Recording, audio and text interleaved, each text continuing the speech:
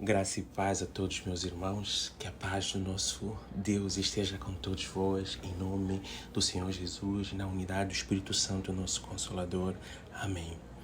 Hoje eu gostaria de tratar com vocês um tema muito importante, de forma teológica, sobre o dízimo, que tem sido um problema, tem se explicado e se compreendido mal e utilizado mal, e muitos têm usado passagens para enforçar as campanhas que são feitas em nome do dízimo. Então vamos lá. A passagem mais utilizada é de Malaquias 3:10, não é? Eles vão diretamente no versículo e dizem, diz assim o versículo, vão logo para Malaquias 3:10 e vão logo no versículo a dizer que o Senhor... Vamos lá então. Trazei todos os dízimos à casa do tesouro, para que haja mantimento na minha casa, e provai-me nisso, diz o Senhor dos exércitos, se eu não vos abrir as janelas do céu e não derramar sobre vós bênçãos sem medida. Por essa razão repreenderei o devorador e tudo isso mais, não é? E essa é a parte que é usada. Se você não trouxe o dízimo, o devorador vai entrar, o cortador vai entrar, tem que trazer o dízimo, porque está escrito aqui, trazer o dízimo à casa do tesouro. Mas ok, mas não podemos começar ali, nós não podemos ler fora de contexto, temos que ler tudo. Não podemos ir simplesmente para Malaquias 3:10 e achar que a partir dali nós temos um contexto, não é? Então temos que começar o capítulo todo, ok? Vamos lá então, vamos um pouco mais para cima, vamos ver do que se tratava aqui, o que está-se a referir aqui. Primeiro, devemos entender que Malaquias, há um vácuo entre Malaquias e Mateus de mais ou menos 500 anos. Não é? Em 500 anos que Deus ficou silencioso, que não se levantou profeta em Israel. E uma forma de entender o que se passou lá, a Bíblia não explica. A Bíblia não explica. Se Deus não explica na Bíblia, é porque não era... o plano de Deus que isso ficasse na Bíblia, mas você consegue entender muitas das coisas práticas que aconteceram na sociedade de Israel, ok? Na sociedade, porque afinal o dízimo, como muitos aplicam como se ela fosse uma lei moral. Ela não é lei moral, ok? A lei moral são os 10 mandamentos e o dízimo não está na lei moral. O dízimo, então, é uma lei, podemos aplicar como uma lei civil, ela depois vai para as leis civis. E as leis, tanto cerimoniais como civis, elas não são aplicáveis à igreja. Mas pronto, mas vamos lá. Há esse vácuo de 500 anos, não é? E uma das melhores formas de compreender o que aconteceu nesses anos é lendo os livros de Macabeus, né? Se você ler o livro de Macabeus, você vai entender muita coisa, porque aquilo conta as guerras, as histórias que foram acontecendo nesses 500 anos ali. Então vamos tentar entender essa passagem. Malaquias é o profeta que vai repreender o povo de Israel por causa, então, de diversas coisas. O primeiro é que as profecias de Malaquias, elas são referentes ao Messias, elas são referentes àquilo que Deus vai fazer sobre a repreensão, sobre o justo e o não justo, sobre a justiça de Deus sobre o povo, e não simplesmente sobre o dízimo. Vocês só lembram Malaquias por causa do dízimo, mas não é isso. O dízimo aqui está dentro de um outro contexto e não esse que é aplicado de maneira. Vamos lá. Vamos então começar no versículo 17, que é onde começa o contexto do capítulo 3. Ok? E Deus ali está a dizer que vai enviar alguém que vai sentar no trono. E Deus está a tratar das tribos. Deus primeiro vai dizer que quer purificar os filhos de Levi, não é? E quer purificar também os filhos de Judá, não é? E que será agradável para eles. Deus vai receber as suas ofertas depois de purificá-los. E Deus vai dizer, vinde a mim, chegai-vos a mim, para que eu venha a ser por juízo e testemunha, não é? E depois você vai ver que Deus vai falar sobre os feiticeiros, contra os adultérios ou os adúlteros, contra aqueles que fazem injúria, que falam falsamente, que defraudam os salários dos homens comuns, que oprimem as viúvas, os órfãos e que torcem o direito do estrangeiro e não temem o Senhor. Então Deus está a falar com um grupo de pessoas que quebravam um montão de leis aqui, que estava a tratar mal os estrangeiros, que estava a pagar o salário não justo às pessoas, ok? Que havia adultério no meio do povo e estava tudo isso. No versículo 6, Okay? Onde começa esse contexto das ofertas. Esse povo, por estar corrompido, por não andar na presença de Deus, por estar em pecado, por não viver essas coisas todas que elas fazem, isso também afetava algumas leis civis ou algumas leis cerimoniais que estavam inclusas em tudo isso. E uma delas era o dízimo, porque os dízimos não eram mais tragos como deveriam ser. O povo de Israel não trazia a 10ª parte como deveria trazer a Levi. E é nesse contexto que entra. Então, precisamos primeiro entender isso, ok? É uma repreensão que Deus está a fazer contra os injustos. Nem todo mundo fazia isso. Okay? Deus está a falar com aqueles que não tinham compreendido por que se dava 10% a Levi, ok? E é aqui que entra o ponto. Precisamos entender isso. Por que essas pessoas estão a ser repreendidas? Por que Deus depois vai dizer que vai tirar deles também e não terão mais? Porque essas pessoas, esses grupos, essas tribos, essas 11 tribos de Israel, elas tinham beneficiado-se das terras de Levi. Deus, Deus através do povo conquista ou usa o povo para conquistar aquelas terras, as terras são divididas de forma equitativa e as 12 tribos, ou então vamos falar assim, as 12 tribos e meia, não é? Porque os 2 filhos de José dividiam a mesma tribo. Não é? Os 2 filhos de José dividiam a mesma tribo.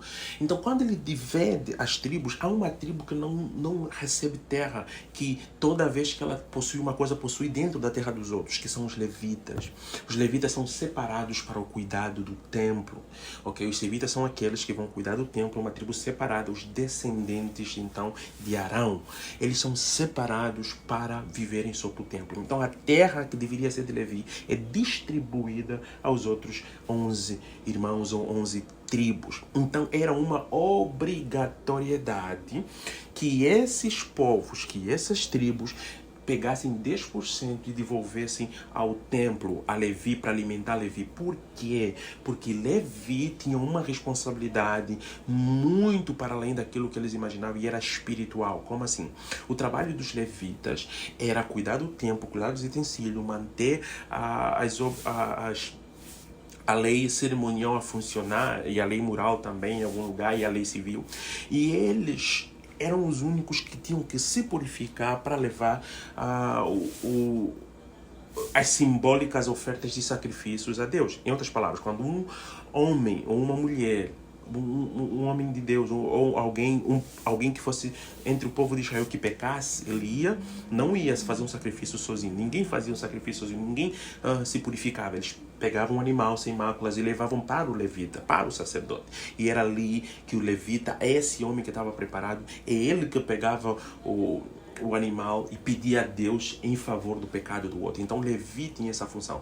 O Levi estava purificado, estava permitido entrar na presença de Deus e o resto do povo não. Então era a responsabilidade dessas pessoas, porque tinham herdado a terra e porque Levi trabalhava para eles sustentar ou trazer 10% aos levitas, a casa do tesouro. E a casa do tesouro era um lugar, uma espécie de uma arca, onde se guardava esse mantimento para manter não só os levitas, mas também todos que precisavam, as viúvas, não é? E vai dizer lá em cima, as viúvas, os necessitados, os estrangeiros, os levitas é que tinham essa responsabilidade.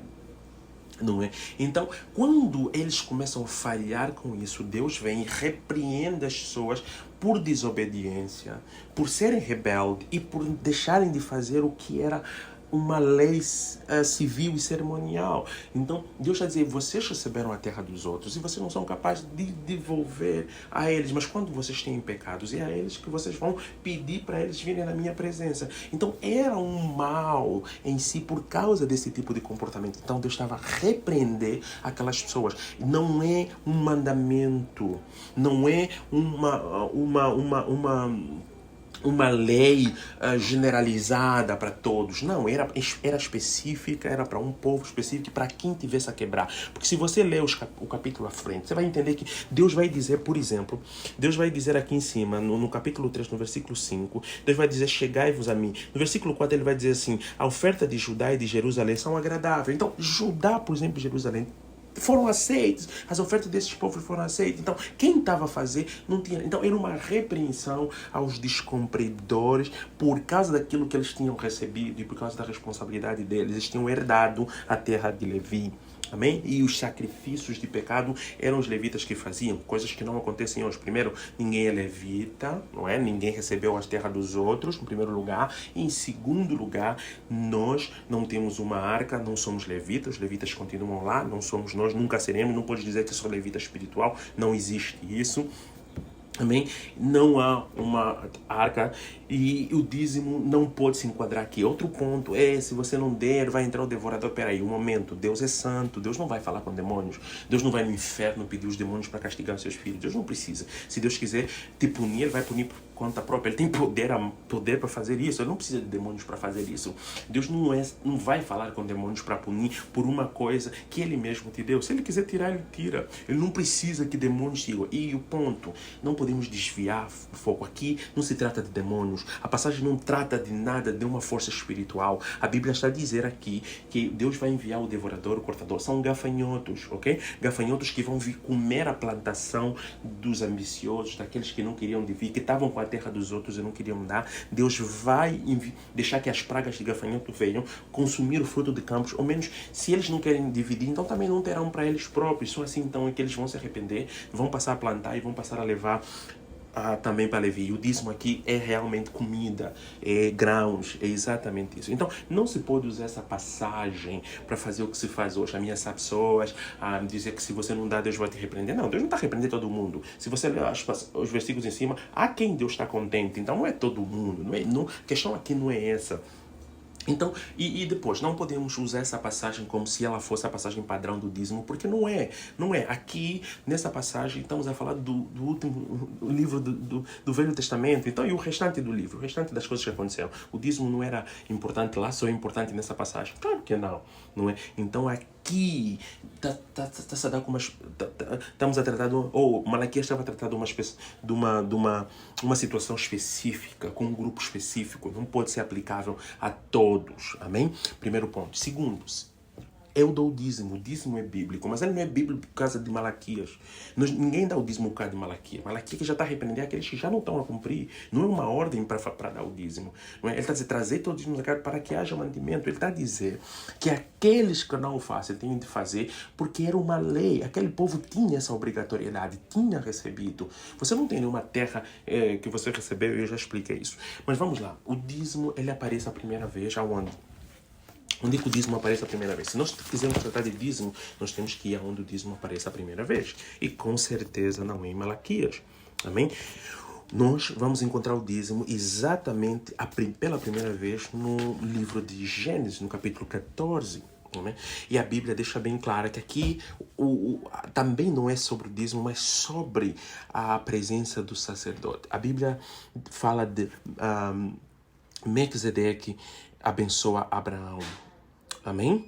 Melquisedeque abençoa Abraão. A Bíblia fala que esse homem, esse sumo sacerdote, que a Bíblia só fala uma única vez, não fala de mais nada, e muitos teólogos tratam a presença desse sacerdote desse sumo sacerdote como Cristo pessoalmente. Ele aparece para Abraão, ele abençoa Abraão, e a Bíblia fala que quando ele se ia embora, ele dá o vinho e dá o pão, que é a Santa Ceia. Para quem pensava que a Santa Ceia só aparece no Novo Testamento, ela já está aqui no Velho Testamento. Ele dá a Santa Ceia representando o corpo de Cristo, a salvação. Também deixa muito claro que Abraão e sua descendência são salvos por Cristo, ok? Pelo sangue e pela carne mortificada na cruz de Cristo. Amém? Então, ele vai fazer isso. E quando Melquisedeque vai saindo, Abraão dispara, espera um pouquinho. O Senhor tem me abençoado, porque o Senhor tem sido bom comigo. Eu vou pegar 10% daquilo que eu tenho e vou dar para que você leve, para que as pessoas sejam abençoadas. Amém? Então, deixa bem claro que o dízimo aqui, ele parte do próprio Abraão. Amém? Parte do próprio Abraão. Abraão é que decide dar os 10%. Abraão dá os 10% não porque ele tem medo do devorador, não porque aquilo iria lhe abençoar, não porque aquilo é uma proteção da tua vida financeira, porque não é. Mas Abraão, e não porque é obrigação, mas porque Abraão reconhece que Deus o abençoou. Então é uma oferta de amor, é uma oferta. Abraão tira 10%, decide tirar uma parte daquilo que ele tinha. E Abraão determina 10%, e não exatamente que todo mundo tem que dar 10%, não é isso. O que está a dizer aqui é que Abraão pega e decide tirar 10% daquilo que ele tem e dá para Deus como agradecimento àquilo que Deus tinha lhe dado. Abraão reconhece que tudo que ele tem é de Deus, e se ele tinha, porque Deus permitia, então ele queria que os outros tivessem um pouquinho daquilo que ele tinha, que o sumo sacerdote perfeito, santo, levasse um pouco do que ele tinha aos outros que tinham necessidade no evangelho, ou dividir com todos aqueles que ouvissem a palavra e que isso servisse como recursos. Aqui nós vemos o dízimo não obrigatório, não há nenhuma reunião, nenhuma centralidade do dízimo, mas uma oferta saindo do coração do próprio homem. E o dízimo não passa disso, amém? Não podemos inventar nem colocar outras coisas. O dízimo ele depois vai ser instituído na sociedade judaica como uma lei civil, como uma forma de cobrar impostos, amém? Porque todos aqueles povos, afinal, tinham ficado com a terra de Levi. Então, é muito diferente de nós. Então, eu dou o dízimo. Se você me perguntar a mim, eu dou, mas eu dou por causa dessa passagem que eu dou de forma liberal. Eu dou porque Deus tem me abençoado. Naquilo que Deus tem me abençoado, eu pego e dou 10%. Mas eu dou para isso, para ajudar o evangelho, para a viúva, para o necessitado, para o cego. Quer dizer, eu tiro 10% daquilo. Aqui não se aplica, não tem nada a ver com a casa do tesouro. O sumo sacerdote aqui, como eu vos disse, simboliza Jesus. E Abraão explica claramente que esse dízimo é para espalhar o evangelho. Então eu faço, mas devo fazer para um sumo sacerdote verdadeiro. Devo fazer para que isso abençoe pessoas, não é? Não para encher igreja, não para fazer templos, não é para isso. Mas se eu tenho dízimo, se eu hoje dou dízimo, eu dou. Mas eu dou para viúvas, eu dou para necessitados, eu compro, posso ajudar alguém com uma receita de medicamento. Se o meu vizinho tiver ao lado e ele precisar de ajuda, não tiver comida, eu tenho o dízimo que eu guardo, eu vou tirar, eu vou comprar comida, eu vou ajudar aquela pessoa, porque é para isso que o dízimo faz, porque eu reconheço, se Deus me abençoou, os outros devem ser abençoados. Se eu conheço um ministério, um lugar onde a palavra de Deus é evangelizada, que mandam missionários para fora para pregar o evangelho, eu ajudo como o dízimo. É aí que está, amém? Ele é feito de forma gratuita, ele sai de forma nós fazemos porque queremos, sai do nosso coração, em forma de reconhecimento daquilo que Deus já fez, e não porque temos medo do devorador, ou porque o dízimo abençoa a nossa vida financeira. Não tem nada a ver com isso, e é só lendo essas passagens, amém? Então, que isso fique muito bem claro, que você dê o dízimo, e você vai ver que Jesus, e no Novo Testamento, você não vai ver a Jesus ou os outros a tratarem o dízimo de forma especial. Não há nenhuma forma, nenhum lugar no Novo Testamento onde o dízimo ele é tratado de forma particularizada como fazem essas igrejas. Não é? O dízimo é uma coisa, a oferta é outra coisa, e o dízimo tem reunião do dizimista. Se você não recebeu ele na cabeça, você não é dizimista. Tem um livro até do dizimista. Não. Você vai ver no Novo Testamento que é tratado como a mesma coisa, porque é a mesma coisa. O dízimo é uma oferta decidida pelo ofertante, ok? Ela é chamada de dízimo porque Abraão deu 10%, ok? Mas o ofertante, ele está livre, ele não está preso nos 10% de Abraão. Ele é livre, ele pode dar 5, 20, 10, depende dele, porque se sair dele, ele está livre para dar a parte que ele quer. Então, esse é o ponto aqui. O ofertante, ele está livre, tem que sair de ti, é você que tem que decidir. Porque quando você decide, você reconhece que Deus tem sido bom contigo. Então, eu dou, mas eu dou por essa razão, não por causa de Malaquias 3, que uma passagem muito aplicada fora do contexto, amém? Então, você tem que ser dado de forma generosa, de forma amorosa, tem que dar porque pensamos nos outros, nas necessidades, nas almas dos outros, na viúva. Temos que dar porque os outros não têm e precisam da nossa ajuda.